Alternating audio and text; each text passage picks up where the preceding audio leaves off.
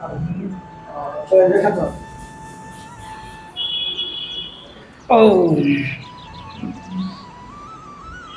ओम परमात्मे नमः। मित्रों, आज जो है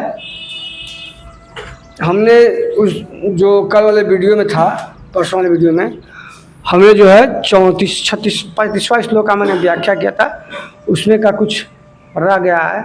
लेकिन मित्रों, ओम कबीराय नमः, ओम अग्रणी महाराज, ओम परमानंद महाराज। तो मित्रों, जो 35वां श्लोक है उसमें का थोड़ा सा जो अंश है मैं उसको समझा दे रहा हूँ। और मैं बता दूं मित्रों, इसकी जो व्याख्या किए हैं अग्रणी स्वामी महाराज, बहुत बढ़िया किए हैं, बहुत अच्छा किए हैं, बहुत से तर्क किए हैं उन्होंने और सही व्याख्या की है। तर्क तो करेंगे, ज्ञानी आदमी है तो हिसाब से ही सब काम करेंगे। तो मित्रों, मैं भी थोड़ा सा तर्क करना चाहता हूँ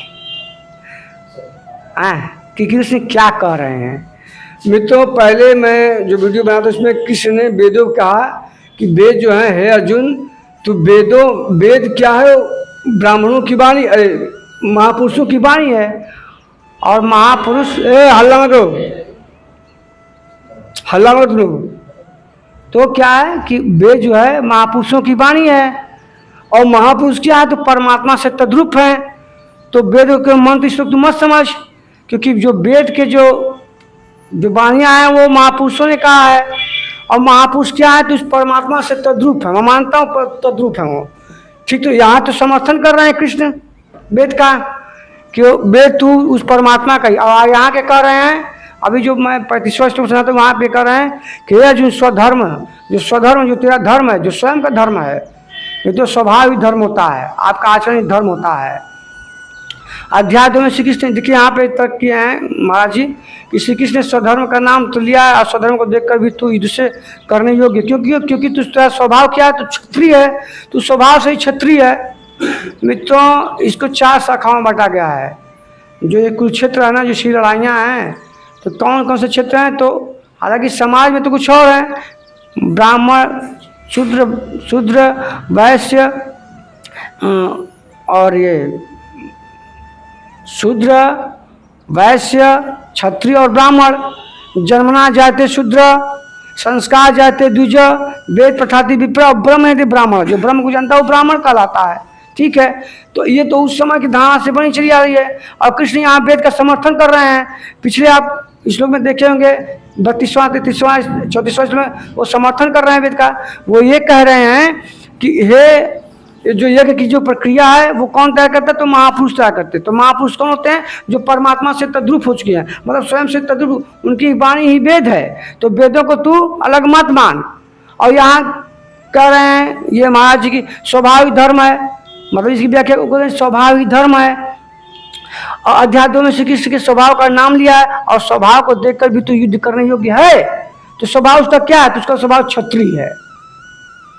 समझ रहे मित्रों ना? लेकिन ज्ञानियों में ऐसा नहीं होता है। जो ज्ञानी होते हैं उसको 4 भागों में बांटा। कैसे बांटते हैं? इसे बांटते हैं कि निकृष्ट बांटते हैं, फिर मध्यम बांटते हैं, फिर उत्तम बांटते हैं, ठीक है।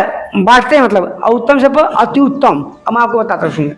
जैसे मैं संस्कृत से पढ़ाई किया हूँ, ठीक है, मैं हिंदी से पढ़ाई किया हूँ, मैं आचार्य किया हूँ। तो मैं बता दूँ, जिससे आप जाएंगे जब पढ़ाई करेंगे ना संस्कृत में, तो आपको उत्तरमा, मध्यमा, स्नातक, परास्नातक, ये सब श्रेणियाँ हैं। तो उस समय के जो रहे ज्ञानी लोग, बुद्ध लोग, ब्राह्मण लोग, तो उन्होंने ऐसी सिस्टम बनाया कि जो नहीं जानता वो अज्ञान, वो शूद्र है। जो थोड़ा बहुत जानता है वो वैश्य है, और जो थोड़ा सा और जानता है, जो इससे लड़ता है काम क्रोध कर्ता के भाव से, तो उसको क्षत्रिय कहते हैं। लेकिन जब उससे लड़ने के बाद जो इस पर बैठ गया है उसको ब्राह्मण कहते हैं। लेकिन समाज में इसकी धारणा क्या है? तो समाज में धारणा कुछ और है। ये तो जातियों में बढ़ गया है। जो शूद्र है वो छोटी जाति का है। तो ये बात गीता पे कहीं लायक नहीं, लेकिन मैं कह रहा हूँ जो समाज एक्सेप्ट कर किया इसको, इसी पे लड़ाई चल रही मित्रों। और आगे कृष्ण कह रहे हैं कि तू ब्राह्मण बन। अभी वो बोल रहे हैं कि वो जो महापुरुष होते हैं वो महापुरुष के वचन ही वो वेद हैं। वो तू वेद को अलग तू मत समझ, वो महापुरुषों की वाणी है। उसे ईश्वर से अलग मत समझ। लेकिन फिर कह रहे कि नहीं वो महापुरुषों, क्योंकि महापुरुषों से तद्रूप, क्योंकि महापुरुष को ही जो परम पिता परमेश्वर होता है उसमें ध्यानिष्ठ है, तो उनको ही वो जो क्या कहता है उनकी वो वही बोलता है, उनकी वाणी वही बोलता है। तो वेद तू अलग मत समझ। और यहाँ क्या कह रहे हैं कि तू वेदों से ऊपर उठ। वो कह रहे हैं कृष्ण कि तू वेदों से अर्जुन ऊपर। क्या कह रहे हैं कि युद्ध करने के क्षत्रिय से लेकर उससे बढ़कर कल्याणकारी मार्ग है, और स्वधर्म में अर्जुन तो क्षत्रिय पे आता है। और संकेत किया कि अर्जुन तो ब्राह्मण वेदों का उपदेश करने के लिए शुद्ध जलाशय के समान है। वो कह रहे कि जो ब्राह्मण हैं, जो ब्रह्मत्व को प्राप्त कर चुके हैं, जो ब्रह्म को जानता है, अहम ब्रह्मास्मि द्विजनास्ति, जो ब्रह्म को जानता है वो वेद उसके लिए जलाशय के समान है। कैसा? तो शुद्ध जलाशय, मतलब नदी भी नहीं, तालाब भी नहीं, समुद्र तो बहुत बड़ा हो गया। तो समुद्र को शुद्ध जल से क्या प्रयोजन? कोई प्रयोजन नहीं। उसी प्रकार ब्राह्मण को वेद को निकृष्ट कर रहे हैं और कह रहे हैं कि नहीं वेद उनके समान सब, वो जो ब्राह्मण हो गए हैं उनके लिए वो शुद्ध जलाशय के समान है। मैं जब इसका अध्ययन कर रहा था, जब मैं समझो 12 में, तो मैं आगे कृष्ण बात कहेंगे क्योंकि मुझे ज्ञान है तो ध्यान कैसे करना, मैंने कभी गुरु से ध्यान पूछा नहीं, अपने मन से मैं ध्यान करता। और ध्यान में जो मुझे दिखा, जो मैं डर गया, ये ब्रह्ममुहूर्त की बात है। और मैं डर के साधना चुकी, मेरा दिमाग फैला गया, मैंने बहुत साधनाएं की। तो मैं जो मेरे गुरु इलाहाबाद से आए तो मेरे इसे पीठ में मारे और कहें कि बस क्या तुम आश्रम भाग रहे हो, तुम ये कर रहे हो, रात दोस्त को ध्यान, क्या मतलब है? अभी शादी विवाह नहीं, तुमको शादी विवाह करना है, ऐसे हमारे पीछे मारेगा, जाओ तुम मुँह माया में फंसे रहोगे। अब मैं तो फिर मैंने कभी ध्यान तो करता नहीं और होता नहीं है। अब इस बार मैं आज्ञा लूँगा अपने गुरु से। आगे बोल रहे हैं कृष्ण। अब कृष्ण कह रहे हैं कि तू जो वेद जो ब्राह्मण हो चुके हैं उसके लिए वेद जलाशय के समान है, शुद्ध जलाशय के समान है। और कहते तू ब्राह्मण, तू वेदों से ऊपर उठ, तू ब्राह्मण बन। यहाँ तो कह रहे हैं ब्राह्मण बन, और उधर पीछे कहेंगे नहीं तू ब्राह्मण को नकल मत कर। आगे बोल रहे हैं तो तू वेदों से ऊपर उठ और ब्राह्मण बन, अर्थात स्वधर्म में परिवर्तन स्वभाव है। मतलब आप शुद्ध हैं, मतलब आप अज्ञानी हैं तो आप वैश्य बन सकते हैं, सेवा करके, गुरुओं का सेवा करके, वंदना करके आप वैश्य बन सकते हैं। और जब वैश्य बनेंगे तो तुम्हारे गुण विकसित हो जाएंगे। तो तू क्रोध, क्योंकि महापुरुषों को तू देखेगा, सेवा करेगा उनके संतों की, तो क्या करेगा कि तेरे अंदर जो है ना काम, क्रोध, कर्ता के भाव, साक्षी स्वभाव और अहंकार, तृष्णा, माया, लोभ, इसलिए तू लड़ने लगेगा तो तू 36 प्रकार का साधक हो गया है। मतलब स्वभाव में परिवर्तन है। अगर मैं शुद्ध हूँ तो मैं ब्राह्मण बन सकता हूँ, आप ब्राह्मण बन सकते हैं। समझ रहे हैं ना? आप मेरा वीडियो देख रहे हैं, आप ब्राह्मण बन सकते हैं, इसमें कोई दो राय नहीं है। लेकिन यज्ञ प्रक्रिया करने के बाद जो यज्ञ प्रक्रिया महापुरुषों ने तैयार कर दी है, जो संतों ने तैयार कर दी है, वही यज्ञ की बात कर रहे हैं। तो यज्ञ क्या है? तो कर्म है, कर्म का ही विशेष रूप यज्ञ है। और यज्ञ किससे तैयार होता है? तो कर्मों से तैयार होता है। तो कैसे कर्म होते हैं? तो निष्काम कर्म होते हैं, ज्ञान मार्ग से। आगे बढ़ते हैं। मुझे तो लगता है कि इस श्लोक में हमको लगता है हम पूरे 5 श्लोक का हम बनाए थे, टारगेट के 5 तो बता देंगे अभी तो उसी का। तो कह रहे हैं कि ठीक है, और फिर पुनः कहा गया कि राग द्वेष वश में न होकर इन्हें काट, स्वधर्म शेखर है, अपना मतलब अपना स्वभाव शेखर है। भले किसी का स्वभाव कैसा हो, ज्ञानी हो, उसका नकल नहीं करना चाहिए, उसका नकल नहीं करना चाहिए। क्योंकि नकल करेगा तो ध्यान में तुझे भय लगेगा, क्योंकि तू वो संत हैं, उन्होंने इतना ज्ञान साधना करके उस मार्ग पहुंचा है, और तू चाहता उनका नकल करके वेशभूषा बना के थोड़ा बहुत ध्यान करके मैं ज्ञानी होता तो कैसे होगा? अगर मित्रों, अगर LKG का बच्चा है, मेरी बिटिया जी थी, जब लॉकडाउन हुआ तो मैं अपनी मेरी बिटिया घर पे मैं पढ़ाता था उसको, तो मैं उसका डाइट जो मैंने नर्सरी पढ़वाया उसको, न वो प्ले ग्रुप पढ़वाया, और मैंने डाइट जाके ना UKG नहीं LKG, मैंने डाइट उसको UKG में रखा, क्योंकि मैं उसको घर पे पढ़ा रहा था थोड़ा बहुत। तो उसका मैंने डाइट मतलब 3 क्लास उसने पढ़ाई, नर्सरी नहीं पढ़ा और प्ले नहीं पढ़ा, और उसके बाद LKG नहीं, और मैंने डाइट क्या किया, मैंने UKG में। तो मेरी बच्ची को बाद में दिक्कत होने लगी, क्योंकि पीछे चीज़ कुछ पढ़ी नहीं थी, और मैं डायरेक्ट UKG में नाम लिखा, तो समस्या तो होगी ना। क्योंकि मैं तो कहा कि इसका समय 5 साल की होगी, तो इसको डायरेक्ट हम UKG में नाम लिखवाते हैं। और हुआ क्या कि उसको बातें समझ में नहीं आती थी पीछे से, और अपना वो नहीं कुछ समझ में आता था। अब तो धीरे ट्यूशन करा के कोचिंग करके मैं उसको थोड़ा सा अच्छा कर दिया हूँ, अब वो समझती है हर बात को। अब इंग्लिश में बात करती हो, इंग्लिश में ट्रांसलेट भी थोड़ा कर लेती है। तो कहने का मतलब यही है। तो वही कृष्ण कहना चाहते हैं कि तू नकल करेगा, क्योंकि वो स्नातक लेवल के संत हैं, परास्नातक हैं, वो MA BEd किए हैं, ध्यान साधना में, और तू उनकी नकल करेगा, तू वेशभूषा बना के और ध्यान बढ़ जाएगा। तो इसलिए तेरा तू जब तू ध्यान करेगा तो तुझे भय रहेगा। क्यों? न तेरे पास गुरु है, न तेरे पास कुछ भी नहीं है। तो वही आगे बातें कहेंगे, देखिए। तो कह रहे हैं कि ठीक है, स्वयं जो है इसका यह आशय नहीं है कि अर्जुन किसी ब्राह्मण की नकल करके जैसी वेशभूषा, वही मैं बोल रहा हूँ। आगे कह रहे हैं, एक ही कर्म पथ को महापुरुष 4 श्रेणी में बांटे हैं। जो महापुरुष होते, जो ज्ञानी व्यक्ति, कैसे होते हैं? निकृष्ट, उत्तम, मतलब निकृष्ट, मध्यम, उत्तम, और अभी मैं इसके पहले बोल चुका हूँ कि मैं आचार किया तो मैं जानता हूँ। तो लेकिन इसको बाद में वंशान करके तो ब्राह्मण क्षत्रिय वैश्य बना दिए। आज उसकी लड़ाई लड़ रहे हैं लोग कि मैं शूद्र हूँ तो कोई क्या मैं ब्राह्मण हूँ। तो हर किसी को अपने का गर्व, किसी को अपने को अंदर द्वेष भी कि मैं शूद्र कैसे बना। लेकिन उसका मूल तो बात समझते नहीं है। आज जो समान व्यक्ति हैं, तो कोई ब्राह्मण बन सकता है। उल्टा नाम जपत जग जाना, वाल्मीकि वै ब्रह्म समाना। मित्रों, उल्टा नाम जपने से वाल्मीकि ब्रह्म के समान हो गए। उल्टा राम का नाम जपने से तो कोई मंत्र नहीं, कुछ भी होता है। आपका ध्यान निष्ठ हो गए। ध्यान क्या है? पहले आप किसी चीज की धारणा बनाएंगे, ध्यान करेंगे, फिर तुम, फिर ब्रह्म। ध्यान, धारणा, धारणा, ध्यान और समाधि, तुम और ब्रह्म। और उसके बाद कोई है क्या? तो पहले धारणा बनानी पड़ती है। 500 पान होते हैं मित्रों ध्यान के, 500 पान अभी मैंने कहा आपसे, आगे हम कह रहे हैं। तो वही कृष्ण कहना चाहते हैं जो मैं कह रहा हूं कि ऐसा समाज ने कर दिया, ब्राह्मण क्षत्रिय वैश्य। अब सबको किसी को इससे कि मैं कैसे शूद्र हूँ, लेकिन उसका मूल तत्व समझते हैं कि क्या होता है। तो जो पढ़ेंगे तब न समझेंगे, और झगड़ा करेंगे। टीवी पे आके जो है खूब बहसबाजी चलेगी। ऐसे ऐसे चैनल बने हैं कमाने के लिए। अब खूब हो रहा है कि शूद्र कौन है, वैश्य कौन है, क्षत्रिय कौन है। अब मूल उसका समझते नहीं लोग। तो ऐसे जो है सिस्टम बन गया। इन श्रेणी साधकों क्रमशः शूद्र, वैश्य, क्षत्रिय और ब्राह्मण की संज्ञा दी गई। जो महापुरुषों ने पहले रचा, निकृष्ट, मध्यम, उत्तम, अति उत्तम, उसको 4 में ब्राह्मण, क्षत्रिय, वैश्य में बांट दिया। अब वही साधक ब्राह्मण बन जाता है। इससे भी आगे परमात्मा में प्रेस पाता तो कहते हैं, न ब्राह्मणो न क्षत्रिय न वैश्यो न शूद्र, चिदानंद रूपम शिवोम शिवोम। अच्छा, वही साधक जब ब्रह्मत्व से ऊपर जाता है, जो परमात्मा में ध्यानिष्ठ हो जाता है, स्वयं में ही ध्यान में हो जाता है, तो उसको क्या कहते हैं? क्या कह रखे?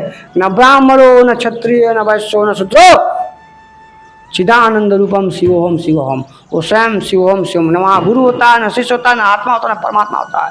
वो स्वयं सब कुछ वही हो जाता है। जो है वो, जो अचिंत्य है, सनातन है, पुरातन है, सनातन है, वो वहाँ कोई ब्राह्मण, क्षत्रिय, वैश्य, शूद्र नहीं है।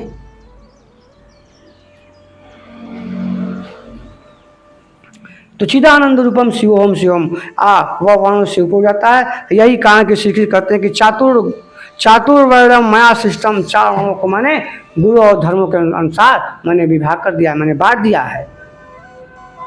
जिस प्रकार का श्रेणी का साधक हो, वहीं से अपना प्रारंभ कर दे, स्टार्ट कर दे वो साधना स्टार्ट कर दे, कोई दिक्कत उसको नहीं है। और गुरु का कौन सा संसारिक कर्म, हाँ, तो गुण कर्म विभाग, मतलब चातुर्वर्ण माया सिस्टम में। तो ये जो श्लोक है मैं बता दूं, ये श्लोक 14वां 9वां अध्याय का 32वां 33वां श्लोक है। ये बता दे रहे हैं अभी कृष्ण कह रहे हैं कि गुरु के आधार पे कर्म मैंने बांटा। और कौन, तो अर्जुन पूछता है कौन सा, मतलब ये तर्क कर रहे हैं महाराज जी, कौन सा कर्म? उसकी व्याख्या कर, क्या संसारिक कर्म? श्री कृष्ण कहते हैं कि नहीं, नियतम कर्म सुकौशलम, नियतम कुरु कौशलम अर्जुन। नियत कर्म जो महापुरुषों ने, संतों ने रच दिया है।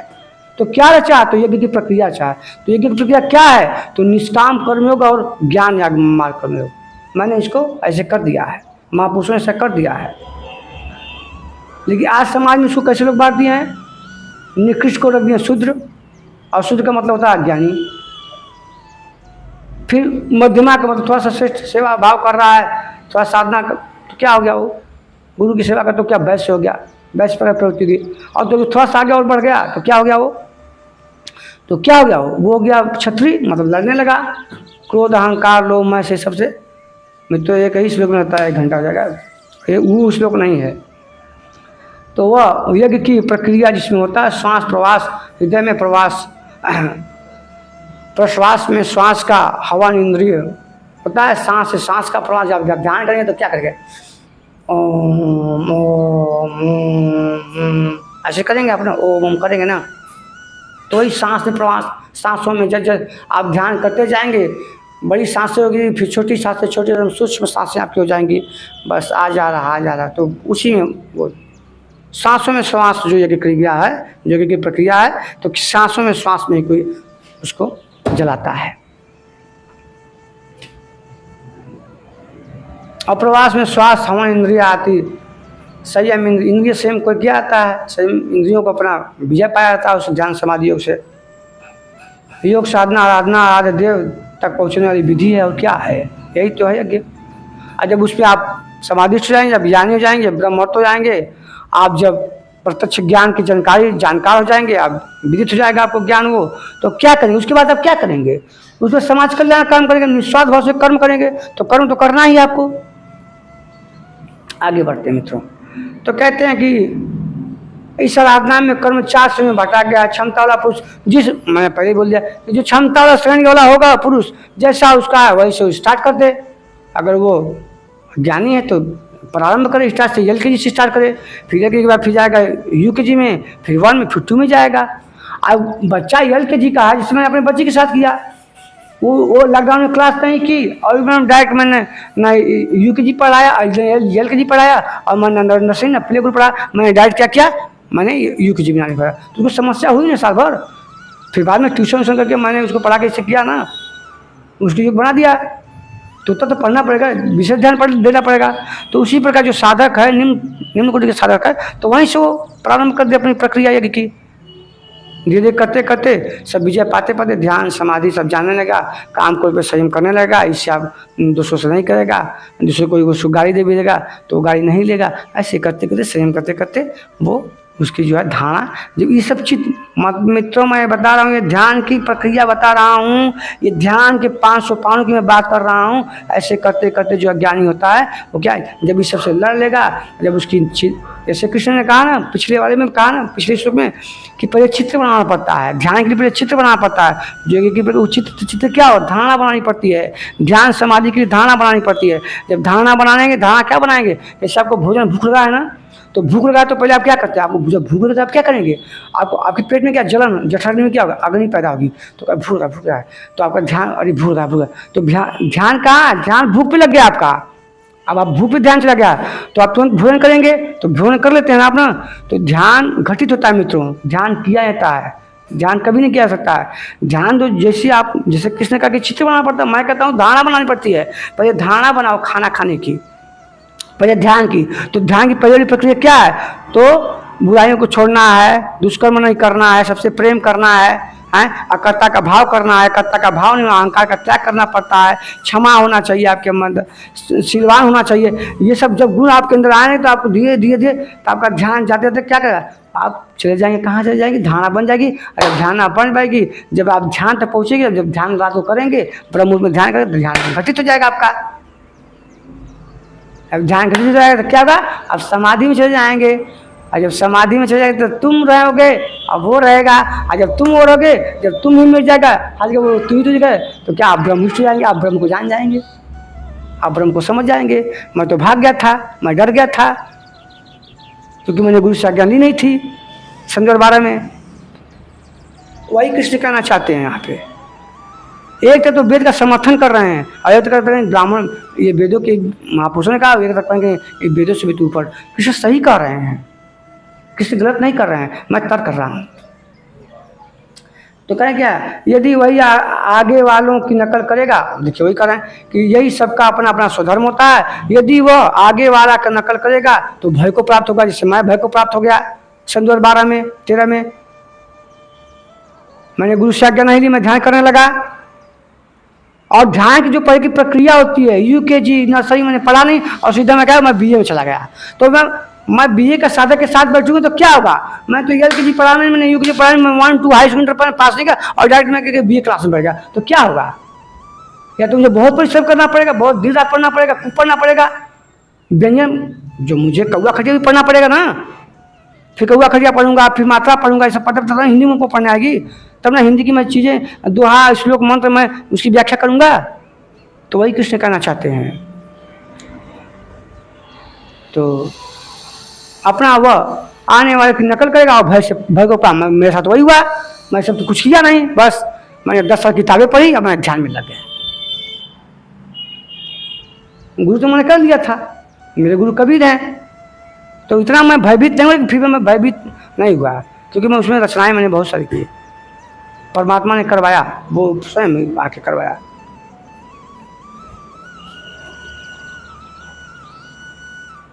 तो भय को प्राप्त होता है, सर्वथा नष्ट, वो नष्ट मेरा उदाहरण देख लीजिए आप, मैं तो नष्ट तो मैं नहीं, मेरी भक्ति तो जो बीज मेरे अंदर पड़ चुका था सन 2004 में, वो बीज आज भी है, आज मैं उसमें लगा हुआ हूँ। तो इसमें बीज का मतलब मित्रों नष्ट नहीं होता है, मित्र नष्ट, वो बीज आपका नष्ट नहीं होगा। जो बीज पड़ गया एक बार भक्ति का, तो पहले पड़ा ही रहेगा, आत्मचेतना को जाने को पड़ा ही रहेगा, वो नाश नहीं हो सकता है। हाँ, अब थोड़ा काम ध्यान से होगा, अब गुरु की आज्ञा से होगा, अब सब कुछ होगा। उस प्रत्यक्ष ज्ञान की बात होगी, प्रत्यक्ष आत्मज्ञान। ज्ञान क्या है मित्रों? आत्म साक्षात्कार ही ज्ञान है। और यहाँ कृष्ण से कहना, अभी कृष्ण जब आगे जाएंगे ना, तो 15वां श्लोक जो दूसरा पहला श्लोक उसी में कहते हैं कि हे अर्जुन, ऊर्ध्वमूले मधुशाखम अस्वस्थम प्रावरभ्यम छद्दांश यस्त प्राणी यस्तम वेद सवेद्वित। हे अर्जुन, जो इस पीपल के वृक्ष को जानता है, जो पीपल का वृक्ष होता है, मैं कहता हूँ उस पीपल के वृक्ष तुम उल्टा समझ, उसके जड़ें ब्रह्मांड में फैली हुई हैं, अंतरिक्ष में फैली हुई हैं, उसके तनों कौन सोच रहा है? तो 3 गुण कौन कौन? तो ब्रह्मा विष्णु महेश। और इस ब्रह्मा विष्णु महेश से मित्रों इस साधक को ऊपर नहीं उठ पाता है। कोई ब्रह्मा की पूजा करता है, कोई विष्णु करता है, कोई शंकर करता है, कोई ब्रह्म किसी करता है। और ये तीनों, इस वृक्ष कौन सीख रहा है? सीख रहा है ये प्रकृति के जो वृक्ष हैं, तो ये 3 गुणों सींच रहे हैं। कौन? तो ब्रह्मा, तमोगुण, सतोगुण और रजोगुण, ये सींच रहे हैं। उस जो जड़ है उसको पानी यही दे रहे हैं।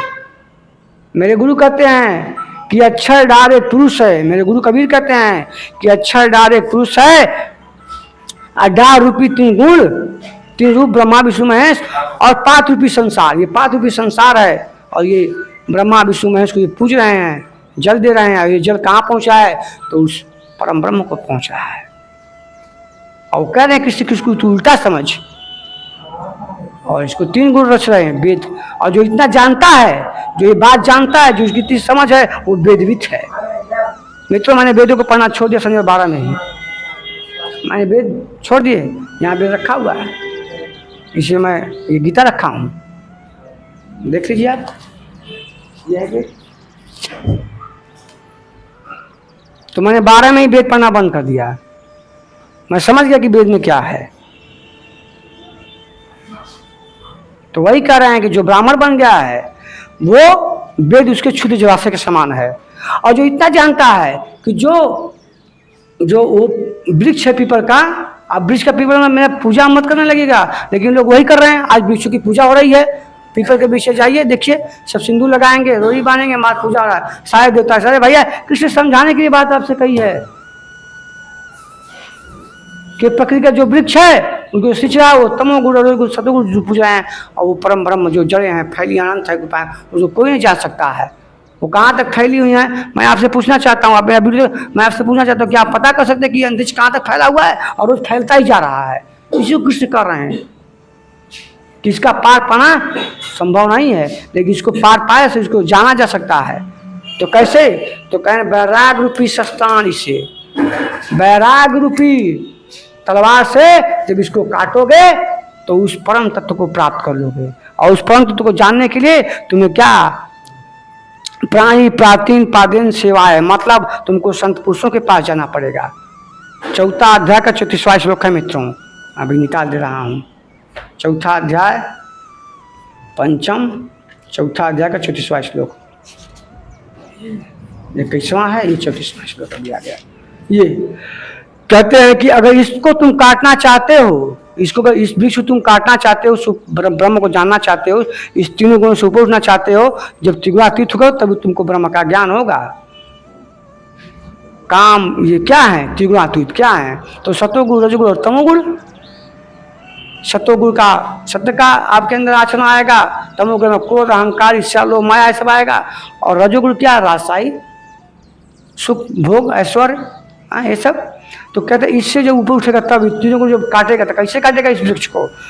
तो वैराग रूपी शस्त्रेण, वैराग रूपी शस्त्र जब काटेगा तो वैराग्य क्या है? वैर धन अज्ञ, अज्ञानता ही वैर है मित्रों। और मैं कहता हूँ बार बार कि हर मनुष्य का अपने ही स्वयं का मित्र है और स्वयं अपना वो शत्रु भी है। तो उस वैराग रूपी कुल्हाड़ी से काटोगे तो कुल्हाड़ी किसके पास है?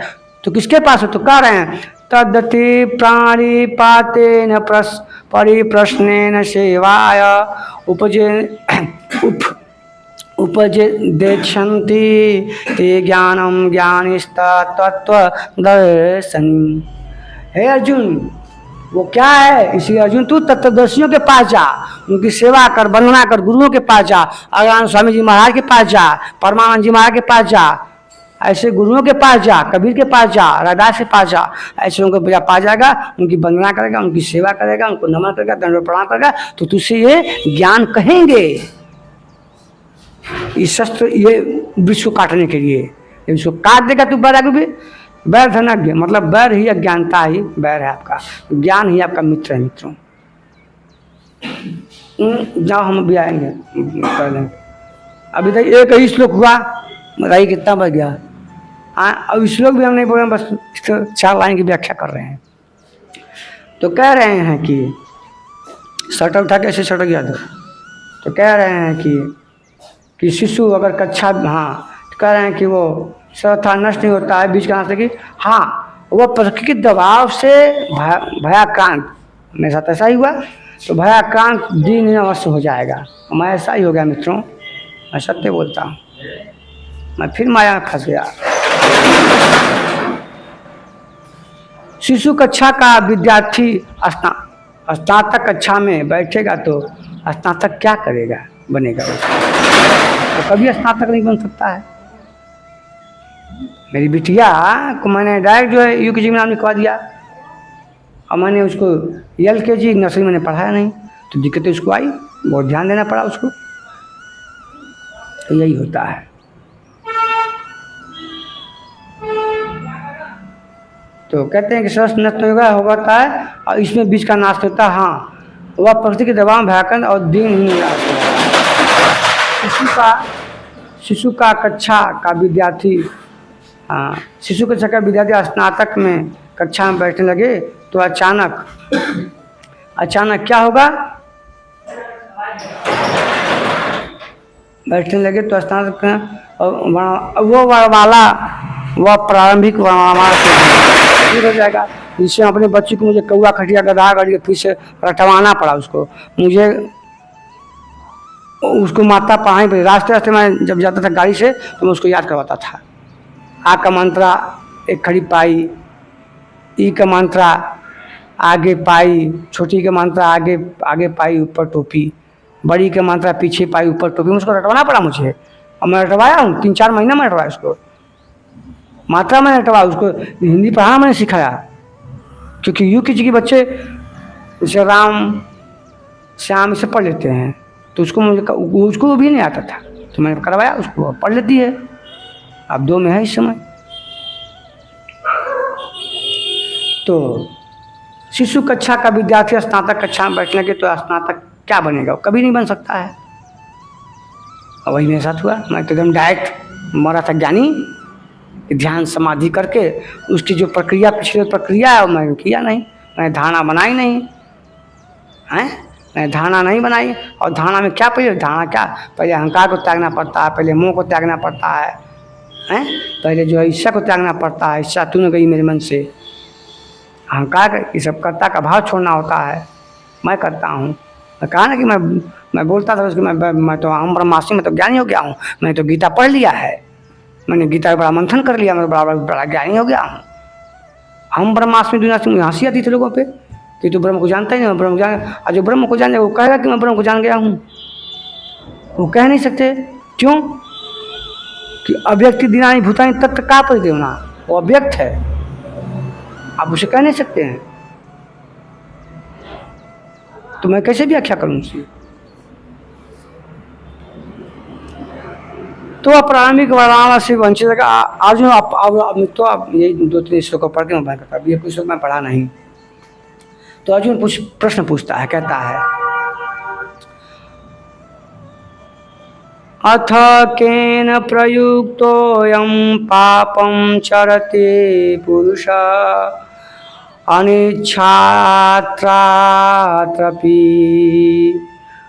अनिच्छानपि वारणसेवाला बलादीव नियोजितः।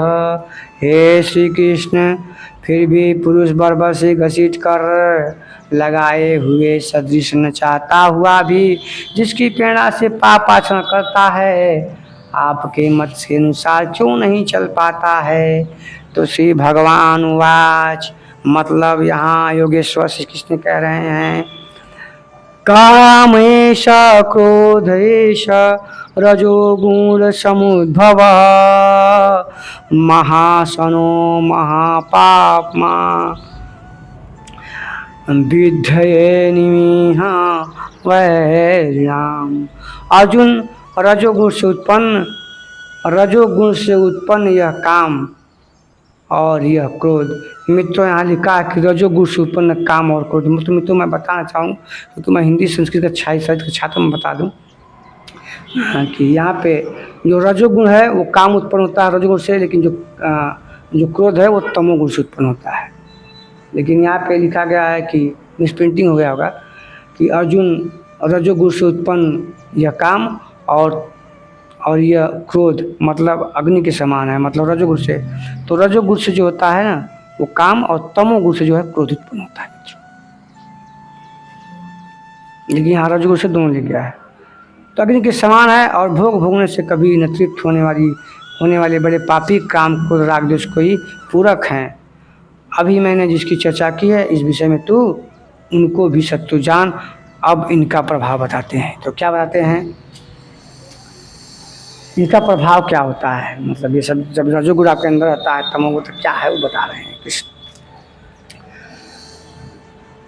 धूमे वनाव्रियन्ते व्रियते बहिर्श्चर्यार्था दशो मलिन च यथोलम्बेनावृतो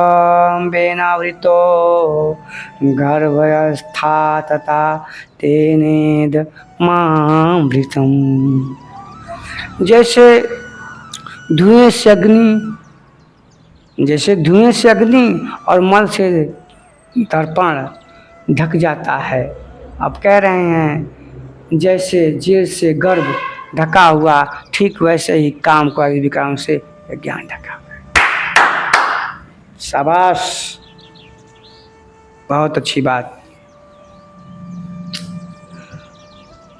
कृष्ण कहना चाहते हैं कि हे अर्जुन, जैसे धुएं से अग्नि, जैसे अग्नि कहीं जल रही है और धुआं से अग्नि ढक जाता है ना, दिखता नहीं है। जब अग्नि बहुत ही रही है, धुएं का थोड़ा कोहरा उसका घनाव कम हो जाएगा तो अग्नि दिखेगा। और क्या कहते हैं कि मल से दर्पण, जैसे आपके घर में शीशा लगा हुआ हो और शीशे पे क्या धूल पड़ गया है, तो अपना चेहरा आप देखेंगे तो क्या देख पाएंगे? आप नहीं देख पाएंगे। तो क्या करेंगे, उसको साफ करेंगे। और जहाँ से अग्नि उठ रही है, धुआं उठ रही है, अग्नि जो है अग्नि को धुआं ढक रहा है, तो फिर लकड़ी को इसी से हिलाएंगे तो धुआं फिर अग्नि फेंकेगा, आगे तो धुआं हट जाएगा। उसी प्रकार जेल से गर्भ ढका हुआ होता है, झिल्ली से गर्भ, जब जो गर्भ होता है वो झिल्ली से मित्र ढका होता है। हर जगह झिल्ली, एक कान हमारा है ना, तो आपका हमारा कह रहे हैं, तो एक इसके भी अंदर झिल्ली है, जो पर्दा बोलते हैं, वो अंदर, और वो फट जाएगा तो फिर बहरे हो जाएंगे, मवा जाएंगे, बहुत दिक्कतें होने लगती है। तो झिल्ली से, जैसे अग्नि से धुआं, जैसे धुएं से अग्नि और मल से दर्पण और मतलब झिल्ली से गर्भ, वैसे ही काम क्रोध अहंकार से ये ज्ञान ढका हुआ है। किस कहना चाहते हैं? और कृष्ण सत्य कह रहे हैं, एकदम सत्य कह रहे हैं। तभी तो मैं कहता हूँ कि कृष्ण मजे हुए योगेश्वर हैं, वो एक एक बात पर ध्यान दिए हैं और कह रहे हैं कि ढका हुआ अग्नि, ढका हुआ काम क्रोध विकारों से ढका हुआ ये ज्ञान है। भीगी लकड़ी जलाने पर धुआं होता है। देखिए मैं भाई मैं सही पढ़ा नहीं था। हे परमानंद जी महाराज ऐसे ही हमको ज्ञान देते रहे कि जो कहें आप उसे मैं पहले कह दूं। तो मैंने कहा ना कि जैसे लकड़ी है तो अब उसको जब जलाएंगे धुआं उठेगा, थोड़ा सा हिला देंगे तो आगे आ जाएगा, फिर धुआं आ जाएगा। तो वहीं ये अगवानी महाराज कहते हैं कि भीगी हुई लकड़ी जलाने पर धुआं होता है, अग्नि रखकर भी लपट का रूप नहीं ले पाती है, लेकिन जब थोड़ा सा हिलाएंगे तो हवा मारे तो तेज जाएगा हल्का। तो अमल से ढके दर्पण जिस प्रकार प्रतिबंध स्थित नहीं होता, झिल्ली की कहा जिस पर से गर्व है, जो झिल्ली है से गर्व ढका होता है, वैसे ही इन विकारों से काम क्रोध मय अहंकार अकर्ता का भाव होने से, अहंकारी होने से विज्ञान भी ढका होता है। मित्रों आगे कहते हैं, इसी पर बल देते हुए कहते हैं कि परमात्मा का प्रत्यक्ष ज्ञान भी नहीं होता है। जब ये सब रहेंगे आपके पास काम क्रोध मद लोभ अहंकार तृष्णा आशा है। मित्रों ये जो आज मैं देखा हूँ, मेरे जो अज्ञान स्वामी जी महाराज हैं, आज जो उदाहरण दिए हैं ना हमारे सब गुरु का दिए हैं, मतलब कबीर जी का उदाहरण दिए हैं। जो इनका जो पहला अध्याय है मैं बता दूँ कौन सा दिए उदाहरण। आइए मैं अक्सर मैं दोहा बोलता रहता हूँ, अक्सर बोलता हूँ, मैं बोल दे रहा हूँ। इच्छा काया इच्छा माया इच्छा जग बुझाया, जो नर इच्छा व्यतीत विवर्जित ताका पार न पाया। मित्रों इच्छा ही सब कुछ है, तृष्णा ही सब कुछ है, इसी का नाश कर दो, इसी को मार दो। इसको मार दोगे ना तो इच्छा को मारोगे सब कुछ नष्ट हो, काम भी नष्ट हो जाएगा, क्रोध भी नष्ट हो जाएगा, ईर्ष्या भी नष्ट होगी, सब कुछ नष्ट हो जाएगा। इसलिए मेरे गुरु ना मेन तत्व बोल के जाते हैं, क्योंकि वो मेरे गुरु के अंतर आत्मा के गहराइयों से निकला हुआ वो वाणियाँ हैं समाज कल्याण के लिए। और देखिए एक और उदाहरण दिए मेरे गुरु का, घास पात तो खात है, घास पात जो खात है तीन ही सतावा है काम। जो घास पात खा रहा है, सोचिए जो घास पात खा रहा है उसको भी काम में तो सताता है। और दूध मलाई खा जे तिनके जाने रहा। इसलिए सुनाते हैं कहना चाहते हैं हमारे गुरु कबीर की, घास पात जो खात है तिनके सतावा काम, आज ये दूध मलाई खात होकर का हाल होती भैया।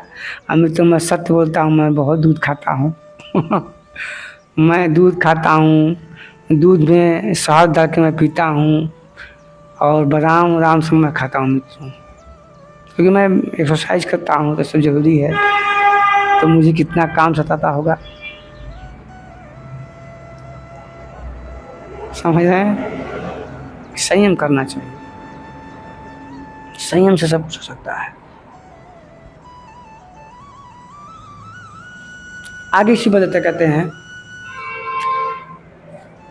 आवृतम, इसी बदलते हैं आवृतम ज्ञान में तेन ज्ञानिनो नित्य वैरिणाम काम रूपेण कौन्तेय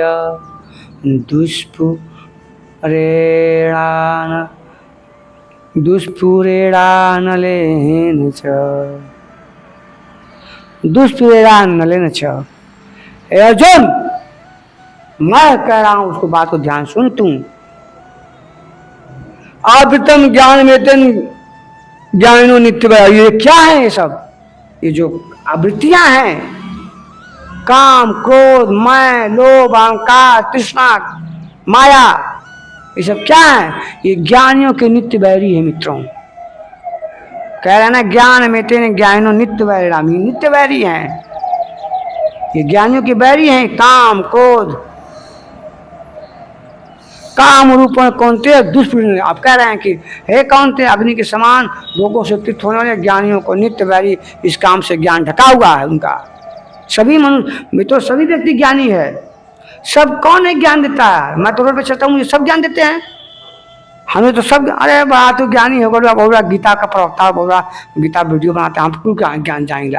सभी व्यक्ति ज्ञानी है, कहता तो है वो, मन के सामने कहो तो वो भी कहेगा बड़ा ज्ञानी भाई हैं, बड़ा गीता पे वीडियो बनाते हैं, बहुत बड़े ज्ञानी हो गए हैं। बात तो सही करेगा, परंतु क्या करेगा? नियमित जीवन कर्म नहीं करेगा। यज्ञ प्रक्रिया जो कृष्ण बता रहे उसको नहीं करेगा। वो ज्ञान की बात कहेगा, मंत्र बोलेगा, श्लोक बोलेगा, जैसे मैं बोल रहा हूँ, लेकिन जो यज्ञ की प्रक्रिया है वो नहीं करेगा। मित्रों, मेरे गुरु कबीर कहते हैं ज्ञान देते बहुत तेरे। बहुत लोगों को लोग ज्ञान देते हैं, लेकिन जब स्वयं का जब उसका आचरण करना पड़ता है ना तो समझ में आ जाता है। तो मैं यही कहता हूँ, आप ठीक है बांस कर रहे हो तो इसका पालन करो ना। देखो तो काम जो तुमको गैया रखो तो थोड़ा सही करता। देखो एक उदाहरण मैं दे रहा हूँ राम का। मैं तो राम को आप जानते होंगे, दशरथ, एक रामचरितमानस है, तुलसीदास जी ने लिखा है, और उसको वाल्मीकि ने पहले जो आदि कवि उनको कहा था तो उन्होंने लिखा है कि रामायण। उसमें राम का चित्र जो है, राम जो होते हैं ना, जब मार देते हैं रावण को तो रावण के पास जाते हैं, तो वहाँ रोती हुई बिलखती हुई, क्योंकि लंका में लड़ाई हो रही थी, तो रोती बिलखती सब मंदोरी सब उनके घर गए, अरे कुल का नाश हो गया, आप कौन कुल को चलाएगा, सब कुल नष्ट कर दिए, अरे मेरे स्वामी रावण को। पत्नी मंदोरी रो रही थी वो। तो राम कहें कि आप रोइए मत, आप चिंता मत करें, माता नहीं कहें, मतलब अरे देवी आप चिंता न करें, ये मेरा ही शत्रु नहीं था, ये मेरा भक्त था और ये मेरे में ही विलीन हो गया है। राम कह रहे हैं एकदम चिंता मत करिए आप, ये मेरे में विलीन हो चुका है, मैंने इसको ग्रहण कर लिया है। मित्रों, मैं रामायण, संपूर्ण रामायण मैंने देखी है, रामायण सागर की बचपन में, वो मैं कह रहा हूँ। और जब उसी राम की मैं बात कर रहा हूँ, दूसरों को ज्ञान देना बहुत अच्छा है, और मैं उसी राम की बात कर रहा हूँ। वही राम जो जब लक्ष्मण को लगता है शक्तिमान तो रोते हैं, उसके मरने, उसके पति के मरने पर उसको समझा रहे हैं राम कि हे देवी आप रोइए मत, ये तो मेरे में मुझे ही प्राप्त हो गया है, ये मेरा भक्त है। क्यों मैं बता दूं तो ऐसा पढ़ेंगे तो आपको मिलेगा कि वो जय विजय हैं, विष्णु के जो है वो पार्षद थे, और बाद में जो है जो 4 ऋषि थे, सनातन, सनातन और यह 4 जो हमेशा नंगे रहते हैं, 4 लड़के जो हैं ब्रह्मा के लड़के, मानस पुत्र हैं, सनातन, ऐसे 4 नाम उनका है। तो वो लोग श्राप देते, जाते विष्णु से मिलने कहा, अरे कहाँ जा रहा है, मत जाओ। तो ये छेक रहे थे जय विजय, और विजय जय राम रावण है और विजय वो है कुंभकर्ण है, और यही बाद में हिरण्याक्ष भी रूप में जन्म लिए। तो राम कहते हैं कि मत माता, अरे देवी अब कष्ट मत करें, ये मुझे ही प्राप्त हो चुके मेरा भक्त। और जब मरते हैं लक्ष्मण, लक्ष्मण जो शक्तिवान लगता है, जब माता में तो रोते हैं राम, यही राम रोते हैं और कहते हैं कि मैं सुमित्रा को क्या मुंह दिखाऊंगा, मैं माता सुमित्रा को क्या मुंह दिखाऊंगा, कौन सा मुँह करेगा कि मैंने अपने पत्नी के लिए मैंने अपने भाई को मरवा दिया। तब तो बिलख रहे थे, तब तो रो रहे थे, अरे मेरे भैया लखन को जियाओ भैया, तो मेरे लखन को जिलाओ, लखन प्यारे बोल, लखन प्यार। और वहाँ क्या कर रहे हैं, वहाँ उपदेश दे रहे हैं उसके मरने पे। इनका भाई मरा भी नहीं था, इनका भाई तो बस मूर्छित था। जब अपने पता है ना तब समझ में बातें आती है। ज्ञान सब देते हैं, ज्ञान फ्री मिलता है ना, तो ज्ञान सभी दे, कोई पैसा नहीं देता है मित्रों। तो आगे बढ़ते हैं, तो यहाँ जो है कहना चाहते हैं कि अभी तो श्री कृष्ण ने काम और क्रोध शत्रु बताएं, परंतु इस श्लोक में केवल एक शत्रु काम और का नाम लेते हैं। वस्तु तो काम और क्रोध में अंतर्भाव, कार्य पूर्ण होने पर काम समाप्त होता है, किंतु कामना समाप्त नहीं होती है। कामनाएं अभी आत्मा कहाँ से कामनाएं हैं, अभी इच्छाएं हैं कि ऊपर जाके भोग करूँगा, मुझे स्वर्ग प्राप्त होगा, तो यही वेद यही कहता है स्वर्ग प्राप्त होगा, ये मेरे खेतों में खूब वर्षा कर दीजिए, मैं आपको सोमरस चढ़ाऊंगा पीने के लिए इंद्र को। तो अभी कामनाएं तो हैं, इच्छाएं तो हैं, काम को सब पे विजय पा गए, कामनाएं हैं, इच्छाएं, तो वही तो मेरे गुरु कबीर कह रहे हैं कि इच्छा का इच्छा माए।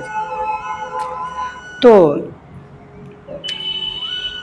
कामना पूर्ति के व्यवधान पड़ते ही, जब कामना की पूर्ति नहीं होती तो क्या कहते हैं, क्रोध भवति सम्मोह भवति क्रोध, क्रोध भवति काम जायते क्रोध, क्रोध ऐसे ना, क्रोधो भी जायते सम्मोह अतिधि भ्रम दिग ब्रह्म बुद्धिनाशो बुद्धिनाशो तो प्रणशति, मतलब जब काम की इच्छा की पूर्ति नहीं होती है तो क्रोध उत्पन्न होता है, और जब क्रोध उत्पन्न होता है तो क्या होता है, बुद्धि का नाश होता है, और जब बुद्धि का नाश होता है तो मनुष्य का सर्वनाश होता है।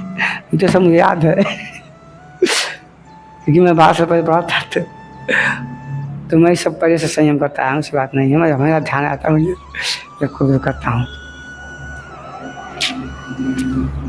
तो यही कह रहे हैं महाराज जी, क्रोध शांत होता है तो शांत होता है, और कामना पूर्ति के विधान पड़ते ही क्रोध पुनः उभर जाता है, और काम के टाइम में कोई भी नहीं होता। इस शत्रु का निवास का स्थान कहाँ है, तो हृदय निवास है। तो कहाँ है, तो इसे ढूंढे, और निवास स्थान जाने पर समूह नष्ट करने में सुविधा हो गया। भाई देखिए इस किसने इसको कहते हैं कि जो काम क्रोध हैं सब कहाँ हैं। पहले तो उनकी कामना की जब पूर्ति नहीं होगी, जब कामना की पूर्ण नहीं तो क्रोध उत्पन्न हो जाए, और जब क्रोध उत्पन्न हो तो क्या होगा, तो बुद्धि का नाश होगा, और जब बुद्धि का नाश होगा तो मनुष्य का सर्वनाश हो जाएगा। काम आती बदी क्रोध हो जाते, क्रोध बदी दिग्भ्रम, और दिग्भ्रम तो बुद्धिनाशो, और बुद्धिनाशो तो प्रणशति, ऐसा कृष्ण कहते हैं। और आगे क्या कर रहे हैं, अब इसमें संयम बता रहे कहाँ रहता है ये काम को, तो बता रहे हैं इंद्रियाणी मनोबुद्धि यस्या धिष्ठाम उच्यते, और अतः वीर्यमोह यतेश ज्ञान मावृत्य देहिनम। इंद्रिय मन बुद्धि इसके वास स्थान है। इंद्रिय मन और बुद्धि में इंद्रियां क्या हैं, ये 5 इंद्रियां हैं। आप देख लीजिए, आँख, 2 आँखें हो गई, 2 नाक हो गए, एक मुंह हो गया, सॉरी ऐसे जोड़िए, एक कान हो गया, आँख हो गया, नाक हो गया, मुंह हो गया, और एक थे जो है जनेंद्रिया स्वादिष्ट, ये जनेंद्रिया समझ रहे ना। तो ये सब इंद्रिया मन बुद्धि में सब रहते हैं। इंद्रियां मन बुद्धि, मन में और बुद्धि में रहते हैं सब। मन देखेगा अरे बड़ा सुंदर है, माया है, बड़ा सुंदर महिला है यार, कैसे इसके साथ हमारा हो, मतलब संयोग, तो बुद्धि से काम लेगा, बुद्धि अब दौड़ाएगा कैसे इसको अपने माया जाल में फंसाना है, फंसाएगा। और वो नहीं जानता कि वो स्वयं फंस रहा है, वो नहीं जानता है, क्योंकि उससे माया का पर्दा पड़ा हुआ, उसको कामनाएं हैं, वासनाएं हैं, उसको बुद्धि को होता करे, बुद्धि का नाश कर दे। और जब वही प्राप्त उसको नहीं होता करेगा, झगड़ा करेगा, मारेगा पीटेगा उसको। जब वो प्रेम से तब उसको हथियाना प्रयास करेगा, बल का प्रयोग करेगा, तो झगड़ा वाला रहेगा तो मारपीट होगा तो मर जाएगा। बस यही तो करना है, बुद्धि का नाश होगा। यह काम इन मन बुद्धि और इंद्रियों के द्वारा ही ज्ञान को आच्छादित कर देते हैं। ये काम क्या कर रहे हैं कि बुद्धि मन क्या करते हैं, यही काम जो भावना कामनाएं हैं मन में आती है, मन से भी बुद्धि से प्रयोग, ऐसे यही क्या करते हैं, ज्ञान को अच्छी ढंग देते हैं सब। जैसे गर्भ से झिल्ली ढक जाता है, जैसे मल से शीशा ढक जाता है, जैसे धुआं से अग्नि ढक जाती है, उसी प्रकार ऐसा कृष्ण कहना चाहते हैं। मित्रों बस संबत करते हैं यहाँ पे, और करके जीवात्मा को मुंह में डाल लेता है बस। तो मनुष्य खुद ही मकर जाल बूझता है। मित्रों मकर जाल मनुष्य कुछ खुद ही बुनता है, और उसी मकर जाल में फंस जाता है। तो कहता है यार माया में फंस गए, शादी कर लिए, बच्चे हो गए, विवाह हो गए, बच्चों को पढ़ा, अरे तो मकर जाल फैलाया किसने, तुमने फैलाया, तुमने शादियाँ की, तुमने किए, माया फंसाए, तो फंसे तो तुम ही ना। लेकिन मित्रों इस माया में फंस के भी उस परम ब्रह्म को जाना जा सकता है। कृष्ण भी जान गए, आज जनक की भी कितनी रानियाँ थी, जनक की 2 रानियाँ थीं, वो भी 4 बहनें थी वो लोग ना, तो उनकी भी 2 रानियाँ थीं।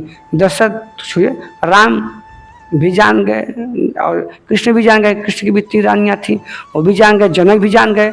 जनक बहुत बड़े ज्ञानी थे, मैं बता रहा हूँ मित्रों। जनक वही सीता के पिताजी हैं, वो अक्सर अपने यहाँ संगोष्ठी बुलाया करते थे ज्ञानियों की, हमेशा धर्म संसद ज्ञान की चर्चा सत्संग करते थे वो। उन्हीं के यहाँ अष्टावक्र और एक कौन पंडित रहते हैं ना, क्या उनका नाम नहीं हमको याद रहा, वो पंडित के साथ साथ होता है, तो उनके पिता को हराता है अष्टावक्र के। तो अष्टावक्र के पिता को क्या करता है, जब समाधि नहीं पड़ती है, और वही अष्टावक्र क्या अपने माँ के पेट में सब ज्ञान सीखे थे, वो आते हैं तो साथ साथ करते हैं और हरा देते हैं उसको, ब्राह्मण को। तो कहते हैं जल समाधि आप हमें लेनी पड़ेगी, आप मुझे जो समाधि देना चाहते हैं अष्टावक्र मुझे दीजिए। तो कहते हैं मैं आपको कौन जल समाधि देना, मैं आपको क्षमा देता हूँ। तो कहते हैं कि मैं क्षमा, आप मुझे क्षमा करके तुझे मुझे मृत्यु दंड से बड़ा दंड दिया है।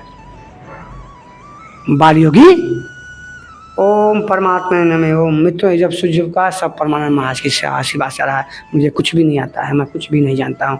ओम कबीराय नमः ओम परमात्मा नमः ओम अरगान स्वामी ओम परमानी महाराज।